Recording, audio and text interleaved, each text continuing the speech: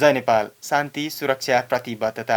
आदरणीय दर्शकवृन्द, सशस्त्र प्रहरी बल नेपालको पाक्षिक श्रव्य दृश्य प्रस्तुति कार्यक्रम समर्पण राष्ट्रका लागिको 434औं संस्करणमा यहाँहरूलाई स्वागत छ।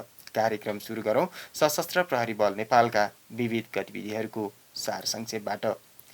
विश्वव्यापी रूपमा फैलिँदै गइरहेको कोभिड-19 को नयाँ भेरिएन्ट सहितको संक्रमण नेपालमा पनि दिनानुदिन वृद्धि हुँदै गइरहेको र यस महामारीलाई तीव्र गतिमा फैलिन नदिन तथा रोकथाम र नियन्त्रणका लागि नेपाल सरकारबाट जारी भएको निषेधाज्ञा कार्यान्वयनका लागि सशस्त्र प्रहरी बल नेपालले अग्रपंक्तिमा रहेर देशभरका इकाइहरूबाट अधिक जनशक्ति परिचालन गराइरहेको छ।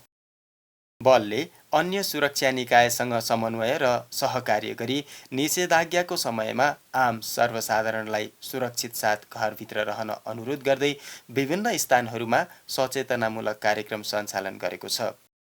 यसैगरी देशका अन्तर्राष्ट्रिय सीमा नाकाहरूबाट हुने अनाधिकृत आवतजावत नियन्त्रणका लागि बलले देशको अन्तर्राष्ट्रिय सीमा नाकाहरूमा समेत आफ्नो उल्लेख्य जनशक्ति परिचालन गरिरहेको छ। दर्शकवृन्द, यस सम्बन्धी थप जानकारीमूलक सामग्री हामी गतिविधि पश्चात प्रस्तुत गर्नेछौँ। सीमा क्षेत्रमा सशस्त्र प्रहरी बल नेपालको उपस्थितिलाई बढाउँदै लैजाने क्रममा यही वैशाख 14 गते कञ्चनपुर जिल्लाको दोधारा चाँदनी नगरपालिका वडा नम्बर 1 मा सशस्त्र प्रहरी बल नेपाल बोर्डर आउटपोस्ट पशुपति टोल स्थापना गरिएको सशस्त्र प्रहरी बल नेपाल नम्बर 7 वैद्यनाथ बाहिनी मुख्यालय कैलालीले जनाएको छ। सशस्त्र प्रहरी बल नेपाल विपद व्यवस्थापन तालिम शिक्षालय कुरिन्टार, हुल तथा दङ्गा व्यवस्थापन तालिम शिक्षालय लामापाटन, बढीमालिका जवान तालिम शिक्षालय कैलाली र दन्तकाली विशेष कार्य तालिम शिक्षालय सप्तरीमा विभिन्न पेशागत तथा उन्नत तालिमहरू सञ्चालन तथा सम्पन्न भएको सम्बन्धित शिक्षालयहरूले जनाएका छन्। दर्शकवृन्द, कार्यक्रममा अब विपद सम्बन्धी गतिविधिहरू। झापा जिल्ला मेचीनगर नगरपालिका 15 स्थित पराजुली बायोग्यास उद्योगमा विद्युत लाइन सर्ट भई अचानक भएको आगलागी नियन्त्रणका लागि सशस्त्र प्रहरी बल नेपाल नम्बर 2 गणबाट परिचालित सशस्त्र प्रहरी राष्ट्रसेवकहरूले अन्य सुरक्षा निकायहरूसँगको समन्वय र सहकार्यमा उक्त आगलागी नियन्त्रणमा लिएको गणले जनाएको छ। सशस्त्र प्रहरी बल नेपाल विपद व्यवस्थापन तालिम शिक्षालय कुरिन्टारबाट परिचालित गोताखोर सहितका उद्धारक सशस्त्र प्रहरी राष्ट्रसेवकहरूले चितवन जिल्लाको देवघाट गाउँपालिका 5 स्थित चितवन र तनहुँ जिल्ला जोड्ने निर्माणाधीन पुल अचानक भत्किँदा हराइरहेका एक भारतीय कामदार वर्ष 22 का श्यामबाबु पाठकको भत्किएको संरचनाले च्यापिएको अवस्थामा शव उद्धार गरी स्थानीय प्रहरीलाई बुझाएको छ। यसैगरी सोही शिक्षालयबाट परिचालित गोताखोर सहितका उद्धारक सशस्त्र प्रहरी राष्ट्रसेवकहरूले चितवन जिल्लाको इच्छाकामना गाउँपालिका 3 चुमखोला स्थित त्रिशुली नदीमा लुगा धुने क्रममा नदीमा डुबेर बेपत्ता भएका गोर्खा जिल्ला गण्डकी गाउँपालिका 2 मकैसिङ बस्ने वर्ष 21 का विकास श्रेष्ठको इच्छाकामना गाउँपालिका 4 धारापानी स्थित त्रिचुली नदीको बीच भागमा ढुङ्गामा अड्किएको अवस्थामा शव उद्धार गरी इलाका प्रहरी कार्यालय कुरिन्टारबाट परिचालित नेपाल प्रहरीलाई बुझाएको शिक्षालयले जनाएको छ। अब हतियार बरामद सम्बन्धी गतिविधि। सर्लाही स्थित सशस्त्र प्रहरी बल नेपाल बोर्डर आउटपोस्ट खुटौनाबाट परिचालित सशस्त्र प्रहरी बल नेपालको गस्तीले मलङ्गवा नगरपालिका 6 खुटौनाबाट हतियार लिई भारतीय नम्बर प्लेटको मोटरसाइकलमा भाग्दै गरेको अवस्थामा 2 नाल कटुवा पिस्तोल, 2 राउन्ड गोली र 500 ग्राम चरेससहित एक भारतीय नागरिकलाई पक्राउ गरी आवश्यक कारबाहीको लागि स्थानीय प्रहरी कार्यालयमा बुझाएको सो इकाइले जनाएको छ। दर्शकवृन्द, गतिविधिको क्रम आजलाई यति नै। अब प्रस्तुत गर्दैछौँ कोभिड-19 को नयाँ भेरिएन्ट र यसको नियन्त्रण गर्न नेपाल सरकारबाट भएको निषेधाज्ञा कार्यान्वयनका लागि सशस्त्र प्रहरी बल नेपालबाट भइरहेका प्रयासहरू सम्बन्धी जानकारीमूलक सामग्री स्वीकार गर्नुहोस्।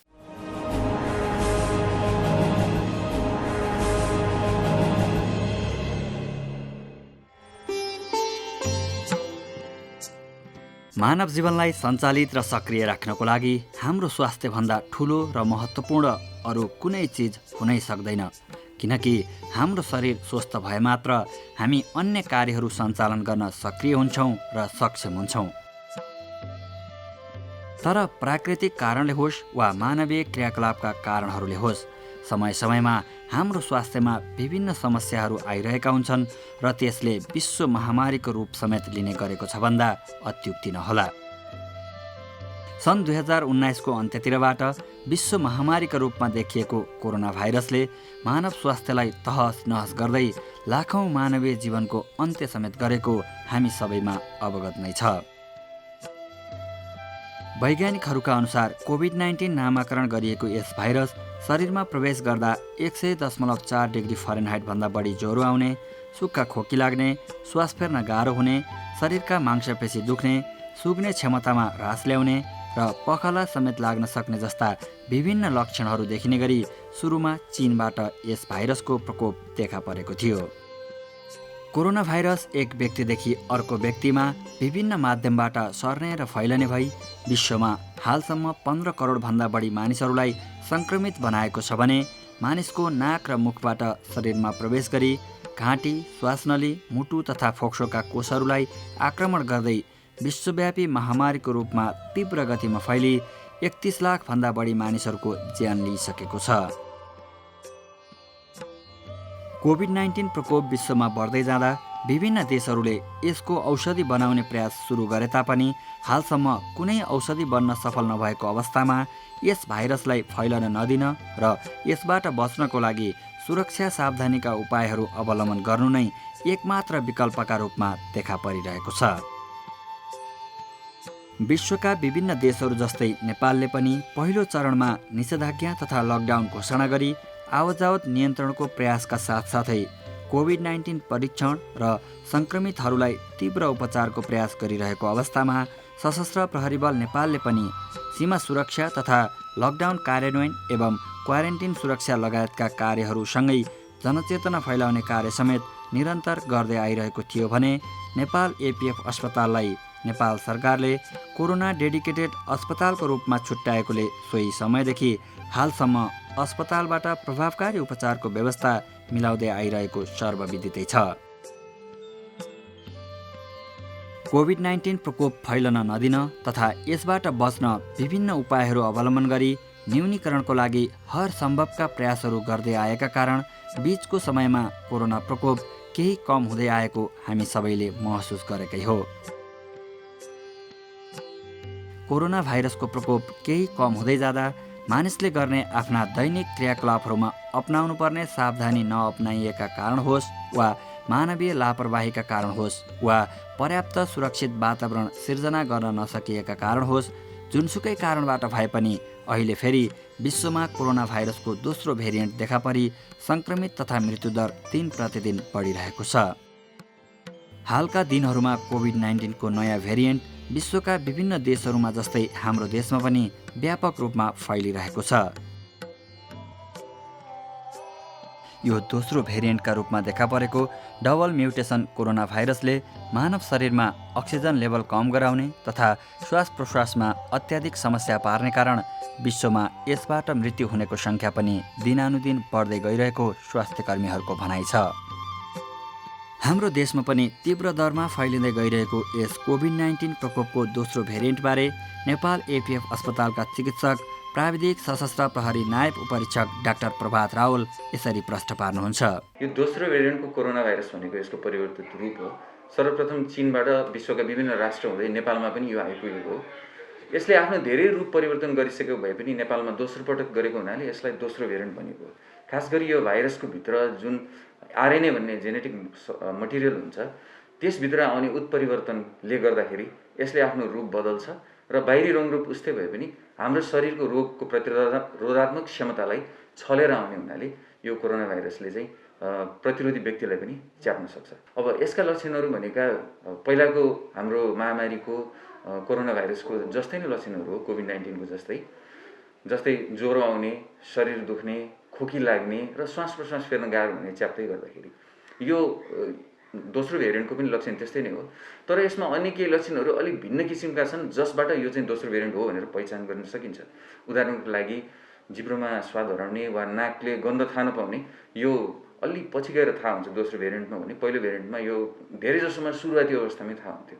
र खास गरी विशेष यसमा ध्यान राख्नुपर्ने कुरा चाहिँ दोस्रो भेरिएन्टको कोरोना भाइरसको रोग अत्यन्तै सरुवा रोग हो।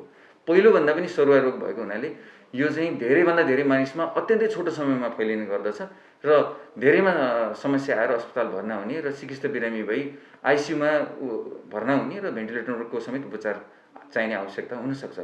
दोस्रो भेरिएन्ट तुलनात्मक रूपले कम उमेर समूहका जस्तै 20 देखि 40 उमेर समूहमा एकदम व्यापक रूपमा लागेर उनीहरूलाई चिकित्सा पारी ज्यान समेत लिएको अवस्था छ। यो उत्परिवर्तित स्वरूपको कोरोना भाइरस जसलाई म्युटेसन भनिन्छ, यो डबल म्युटेसन भएको कोरोना भाइरसबाट बच्ने उपाय पनि हाम्रो पूर्ववत कोरोना भाइरसबाट बच्ने उपाय जस्तै नै हो। एकपटक होइन, दुई पटक होइन, दोहोऱ्याइ तेह्रै भन्नुपर्ने कुरा यही हो कि अनिवार्य रूपमा हामीले मान्छे बीच कन्ट्याक्ट आउँदाखेरि मास्कको प्रयोग गर्नु नै पर्छ, भौतिक वा सामाजिक दूरी कायम गर्नै पर्छ र पटक बेला बेलामा साबुन पानीले हामीले हात धुनै पर्छ, नभए सेनिटाइजरको प्रयोग गर्नै पर्छ। त्यसै गरी जसमा हामीले कोभिड-19 को रोगको शङ्का गरेका छौँ उनीहरूलाई हामीले छुट्टै राख्नुपर्ने, जसलाई क्वारेन्टिन भनेर भनिन्छ, त्यो गर्न सकेसम्म गर्नुपर्ने हुन्छ र रोग लागिसकेर लक्षण देखा परिसकेपछि आइसोलेसनमा राख्नुपर्ने हुन्छ। कोभिड-19 सङ्क्रमण भए पश्चात गरिने उपचारभन्दा सङ्क्रमण हुनै नदिन पहिला नै सचेत भई सुरक्षा सावधानी अपनाउनुपर्छ भन्ने मान्यतालाई अवलम्बन गर्दै सशस्त्र प्रहरी बल नेपालले अहिले दिनानुदिन सङ्क्रमितको सङ्ख्या बढ्दै गइरहेको अवस्थामा आम सर्वसाधारणहरूमा यसबाट बच्ने उपायहरूका साथ जनचेतना फैलाउने कार्य निरन्तर गरिरहेको छ। पूर्व सावधानीका उपायहरू सँगसँगै सशस्त्र प्रहरी बल नेपालले नागरिकको हर तरहले सुरक्षा गर्नुपर्ने आफ्नो मुख्य जिम्मेवारीलाई निर्वाह गर्न अन्य निकायहरूसँग समन्वयका साथ कार्य गर्दै आइरहेको छ। यस क्रममा विगतदेखि नै सङ्क्रमितहरूलाई सफल उपचार प्रदान गर्दै आइरहेको नेपाल एपिएफ अस्पतालले आफ्नो क्षमता विस्तार गर्दै कोरोना डेडिकेटेड अस्पतालको रूपमा रहेदेखि नै प्रभावकारी उपचार सेवा निरन्तर प्रदान गर्दै आइरहेको कारण पनि आम जनमानसमा यस अस्पताल राम्रो सेवा दिने अस्पतालको रूपमा रहेको कुरामा दुईमत नहोला। डबल म्युटेसन भेरिएन्ट सहितको कोरोना सङ्क्रमित बिरामी बढिरहेको अहिलेको अवस्थामा पनि यस अस्पतालमा कार्यरत सम्पूर्ण स्वास्थ्यकर्मी, सशस्त्र प्रहरी राष्ट्रसेवकहरूले आफ्नो भन्दा पनि नागरिकको स्वास्थ्य सुरक्षालाई पहिलो प्राथमिकतामा राख्दै आत्मीयताका साथ निरन्तर सेवा प्रदान गरिरहेको कारण नेपाल एपिएफ अस्पतालमा प्रभावकारी उपचार पद्धति सञ्चालन भइरहेको छ। अस्पतालमा आउने बिरामीहरूको प्रभावकारी उपचारका लागि अस्पतालको व्यवस्थापन पक्षका बारेमा नेपाल एपिएफ अस्पतालका प्रमुख प्राविधिक सशस्त्र प्रहरी वरिष्ठ उपरीक्षक डाक्टर रूपक महर्जन यसो भन्नुहुन्छ। नेपाल एपिएफ अस्पतालमा हामीले हाम्रा राष्ट्रसेवा कर्मचारी र उनका आश्रित परिवार, रिटायर्ड एपिएफ स्टाफ र उनका परिवार साथसाथै सर्वसाधारणलाई कोभिड डेडिकेटेड अस्पतालमा उपचार गरिरहेका छौँ। यस अस्पतालमा हाम्रो 140 बेड कोभिड वार्डको लागि एलोकेट गरेको छ, जसमध्ये 20 बेड आइसियु, 120 बेड वार्डमध्ये 50 बेड एचडियुमा छुट्याएको छौँ। अहिले हाम्रो क्षमता 140 भए तापनि हामीसँग बिरामीको क्षमताभन्दा पनि धेरै बिरामी हामीले राख्नु परेको छ। अहिले देशमा दिन प्रतिदिन पेन्डेमिक बढ्दै गएको कारणले गर्दाखेरि हामीले यसलाई अलिकति बेडहरू बढाएर 140बाट 200 बनाउने प्रयासमा जुटेका छौँ। अहिले यस नेपालमा महामारी बढ्दै गएपछि अब काठमाडौँ उपत्यकामा पनि यो कोभिड बिरामीको सङ्ख्या दिन प्रतिदिन निकै नै बढेको अवस्थामा हामीले यस कोभिड उपचारमा संलग्न चिकित्सकहरूलाई अलिकति बढाएका छौँ। यो नन कोभिड उपचारलाई केही हदसम्म घटाएर यस उपचारमा संलग्न चिकित्सकहरू साथै स्वास्थ्य कर्मीहरूलाई हामीले कोभिडमै छुट्याएका छौँ। हामीले नेपाल सरकार गृह मन्त्रालय साथसाथै हेडक्वार्टर साथसाथै स्वास्थ्य मन्त्रालयसँग समन्वय गरेर यस अस्पताललाई अझै जनताको माग अनुसार थप बेडहरू सङ्ख्या बढाउँदै लैजाने लक्ष्य राखेका छौँ र त्यसको लागि हामीले म्यान पावरको लागि पनि रिक्वेस्ट पठाइसकेका छौँ र यो केन्द्रमा मात्रै नभई नेपालभरि नै यो कोभिडको सङ्ख्या बढ्दै गएकोले हाम्रो क्षेत्रीय हस्पिटलहरूले पनि त्यही अनुरूप कामहरू गरिरहेका छन्। साथसाथै हामीले यस अस्पतालले पनि दिन सक्ने सेवा दिनुको साथसाथै कसैलाई घरमै आइसोलेसन बस्दा पनि कन्सल्टेसन चाहिने छ भने हाम्रो चिकित्सकहरूले त्यो अनुसार कन्सल्टेसन दिएर उहाँहरूलाई एकैचोटि हस्पिटल जानु नपर्ने गरेर औषधि के खानेदेखि लिएर उहाँहरूले कसरी अक्सिजन घट्न थाल्यो भने कसरी अक्सिजन बढाउने र कस्तो कन्डिसनमा हस्पिटलमा आउने भन्नेसम्म पनि कन्सल्टेसन दिइरहेका छन्।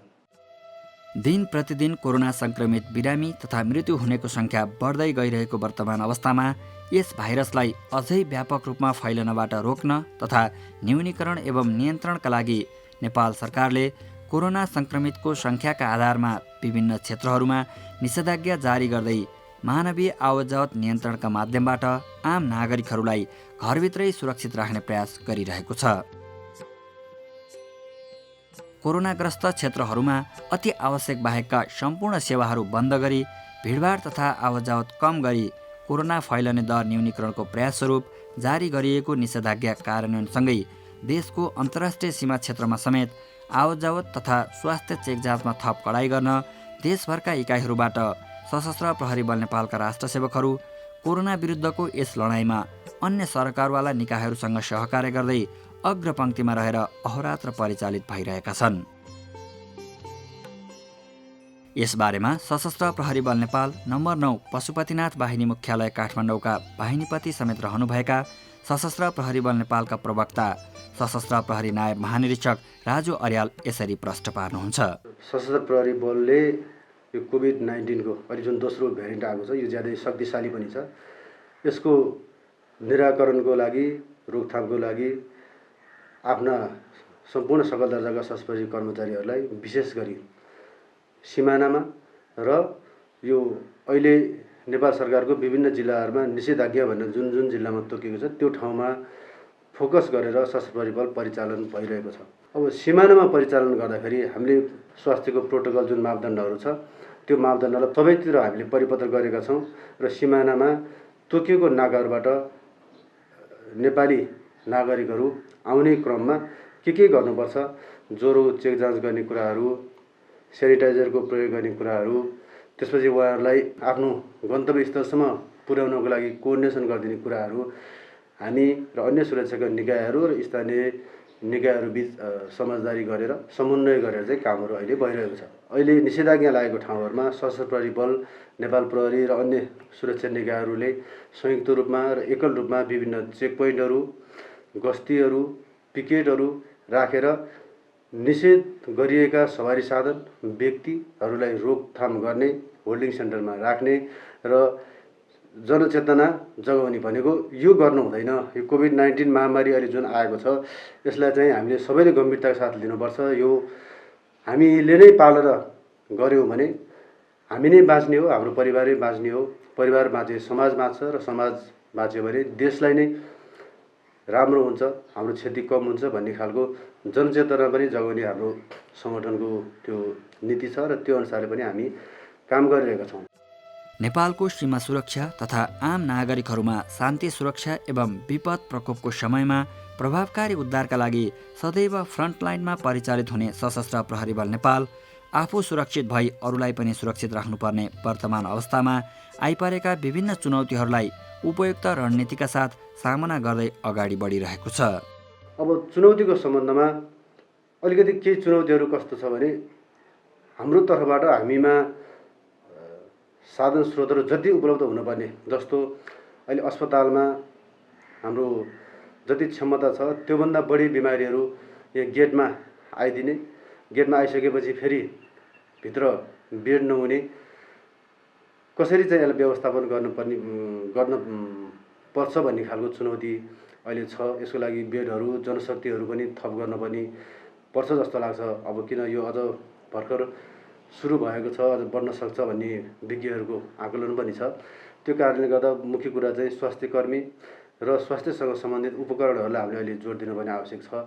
र अन्य कुरा चाहिँ हामी सम्पूर्ण सर्वसाधारण हामी दाजुभाइ दिदीबहिनीहरूले पनि बुझ्न के आवश्यक छ भने यो हामी बच्यो भने यो इन्भिजिबल इनिमी हो, भनेको नदेखिने शत्रु हो। यो त्यसकारण हामी पनि नदेखिन सक्यौँ, हामी पनि इन्डिभिजुअल लुक्न सक्यौँ। यसको मतलब हामी पनि घर बाहिर अत्यावश्यक पर्दा भन्दा बाहेकको बेलामा निस्केनौँ भने इन्भिजिबल इनिमीलाई इन्भिजिबल तरिकाले नै लडाइँ जित्न सकिन्छ भन्ने कुरा चाहिँ हामी सबैले बुझ्नु जरुरी छ। यो पनि हामीले बुझ्नुपर्छ र हाम्रो आन्तरिकतर्फ हामी ब्यारेकमा बस्ने भएको हुनाले सशस्त्र कर्मचारीहरूलाई ड्युटीमा गइराख्न पनि, फेरि आउनु पनि, मेस ब्यारेक फेरि यहाँ सम्पर्क हुने कारणले गर्दाखेरि हाम्रो आन्तरिक रूपमा व्यवस्थापन गर्नलाई पनि अलिकति चुनौती छ। यो चुनौतीहरूलाई हामीले सामना गर्नको लागि सशस्त्र प्रहरी बलले हाम्रो हेडक्वार्टरबाट यो एउटा रणनीति बनाएको छ।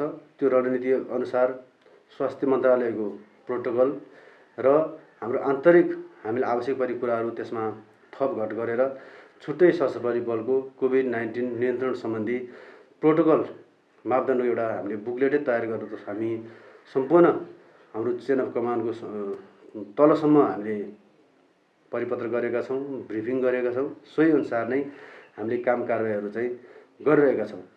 यसको लागि हामी सशस्त्र प्रहरी कर्मचारीहरूको दुईटा चुनौती, मुख्य आफू सुरक्षित हुनु पर्यो पहिला सुरु, त्यसपछि अरूलाई सुरक्षित पार्नु पर्यो। यस्तो अवस्थामा ड्युटी गर्न अलिकति कठिन त छ, तर उच्च मनोबलका साथ अनुशासित तवरले दिनरात नबोलिकन हाम्रो स्वास्थ्य कर्मीहरू र सशस्त्र प्रहरी बलका सम्पूर्ण सकल दर्जाका सशस्त्र प्रहरी कर्मचारी अहिले फिल्डमा हुनुहुन्छ। 23,000 भन्दा बढी सशस्त्र प्रहरी कर्मचारीहरू प्रत्यक्ष रूपमा अहिलेको यो कोभिड-19 महामारीलाई रोकथाम गर्ने काममा चाहिँ हामी लागि परेका छौँ। अझ पनि हामी के गर्न सकिन्छ, कसरी चाहिँ यो महामारीलाई कम गर्न सकिन्छ भन्ने लाइनमा हाम्रो सङ्गठन यसमा सचेत छ र हामीले यो खालको छलफलहरू पनि गरेका छौँ र अझ हामीले चुस्त रूपमा ड्युटीहरू परिचालन गरेर अझ प्रभावकारी बनाउने योजनामा हामी छौँ। भिडभाड तथा व्यक्तिहरूको प्रत्यक्ष सम्पर्कबाट नै यस भाइरस फैलने वास्तविक तथ्यलाई मध्यनजर गर्दै यसलाई फैलनबाट रोक्न र न्यूनीकरण गर्दै बच्न तथा बचाउनको लागि अति आवश्यक काम बाहेक अनावश्यक आवजात नगर्ने, कहीँ कतै भिडभाड नगर्ने तथा भिडभाडमा नजाने, सबैले एक आपसमा कम्तीमा 2 मिटरको सामाजिक दूरी सधैँ कायम राख्ने, नाक र मुख छोप्ने गरी मास्कको प्रयोग अनिवार्य गर्ने, समय समयमा साबुन पानीले मिची हात धुने वा सेनिटाइजरको प्रयोग गर्ने, खोक्दा वा हाच्छुँ गर्दा रुमाल वा कुहिनोले नाकमुख छोप्ने आदि जस्ता सुरक्षा सावधानीका उपायहरूलाई सधैँ अवलम्बन गरिएमा मात्र हामी आफू सुरक्षित हुनेछौँ र अरूलाई पनि सुरक्षित राख्न सफल हुनेछौँ। कोरोना भाइरसको प्रकोप आगामी दिनमा अझै परिकल्पना गर्नै नसकिने गरी डरलाग्दो हुँदै जाने सम्भावनालाई मध्यनजर गर्दै यसको उपचार वा औषधि बनि नसकेको वर्तमान अवस्थामा यसबाट बच्न सावधानीका उपायहरूलाई नै तपाईँ हामी सबैले निरन्तर अवलम्बन गर्नु जरुरी छ। यस महामारीको समयमा हामीले सिकेको पाठ पनि यही हो कि कोरोनाले केवल वृद्धहरूलाई मात्र असर गर्दैन, जुनसुकै उमेर समूहका व्यक्तिहरूलाई पनि सामान्यदेखि गम्भीर असर गर्न सक्छ। सामान्य फ्लूमा देखिने जस्तै लक्षण देखाए पनि कोभिड-19 सामान्य फ्लू होइन, त्यसैले यसलाई गम्भीर रूपमा लिनुपर्छ। कोभिड एकपटक देखिसकेका व्यक्तिहरूमा पुनः देखिन सक्छ, त्यसैले सबैजना सधैँ सचेत हुनु जरुरी छ। कोभिड विरुद्ध लगाइने भ्याक्सिन कोरोनाको पूर्ण औषधि होइन, त्यसैले खोप लगाएका र नलगाएका सबैजनाले सुरक्षा सावधानीका उपायहरूलाई सधैँ अवलम्बन गर्नु अति आवश्यक छ, अत्यन्तै जरुरी छ। दाजुभाइ दिदीबहिनीहरूलाई पनि हामी जुन स्वास्थ्य मन्त्रालयले हामीलाई चाहिँ मापदण्डहरू पुरा गर्नु भनेर समय समयमा विभिन्न सूचनाहरू, विभिन्न आदेशहरू जारी गरेको छ, यसमा हामी पूर्ण रूपमा हामी चाहिँ यसमा पालना गर्नुपर्ने आवश्यकता मैले देखेको छु। त्यो सम्पूर्ण हामीले गऱ्यौँ भने हाम्रो क्षति कमभन्दा कम हुन्छ। अहिले यो लकडाउनको समयमा हामीलाई दुःख परेको छ, असजिलो हुन्छ, त्यो महसुस सबैलाई भएकै छ। यस्तो अवस्थामा पनि यो हाम्रै लागि हो भन्ने कुरा सम्पूर्णले हामी मनभित्रबाटै बुझ्यौँ भने यो कार्यान्वयन गर्नको लागि सुरक्षा निकाय, हामी सरकार सबैलाई चाहिँ सजिलो हुने कारणले गर्दाखेरि सम्पूर्ण दाजुभाइ दिदीबहिनीहरूलाई पनि यो मास्कको प्रयोग गर्ने, साबुन पानीले हात धुने र दूरी कायम गर्ने कम्तीमा यति चाहिँ लागू गरिदिनु हुनको लागि हार्दिक अनुरोध पनि म यही सशस्त्र प्रहरी बलको हाम्रो यो कार्यक्रम मार्फत हार्दिक अनुरोध गर्न चाहन्छु।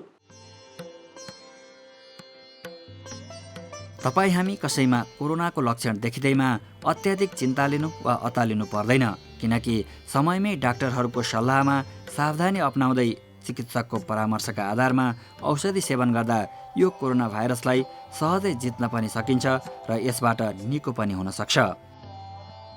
कोरोना संक्रमित भई अस्पतालमा पुगेका धेरै बिरामीहरू उपचार पश्चात घर फर्किसकेका पनि छन्। त्यसैले यो नकारात्मक संसारमा सकारात्मक सोचको विकास गर्दै उच्च मनोबलका साथ सुरक्षा सावधानीका उपायहरू अवलम्बन गरिएमा र चिकित्सकहरूको सल्लाह अवलम्बन गरिएमा यसबाट बच्न र बचाउन सम्भव पनि छ। त्यसैले कोरोना विरुद्धको लडाइँमा एक आपसमा हातेमालो गरौँ, सुरक्षा सावधानीका उपायहरूलाई बानीका रूपमा विकास गरौँ, रोगलाई हेलचक्र्याइ नगरौँ, संयमित भई आफ्नो र आफ्नो परिवारको स्वास्थ्यमा सचेत बनौँ। हुन सक्ने मानवीय क्षति न्यूनीकरण गर्न सबैजना सजग र सतर्क बनौँ। सशस्त्र प्रहरी बल नेपाल यहाँहरूको सेवा, सुरक्षा, सहयोग र उद्धारका लागि देशका 77 वटै जिल्लाहरूमा अहोरात्र परिचालित भइरहेको छ। सहयोगका लागि सदैव तम्तयार रहिरहेको छ, रहिरहनेछ। जय नेपाल। सशस्त्र प्रहरी हामी छाती भरि देश हाम्रो, हिमाल पहाड तराई पुग्छौं सुरक्षा देश हाम्रो। सशस्त्र प्रहरी हामी छाती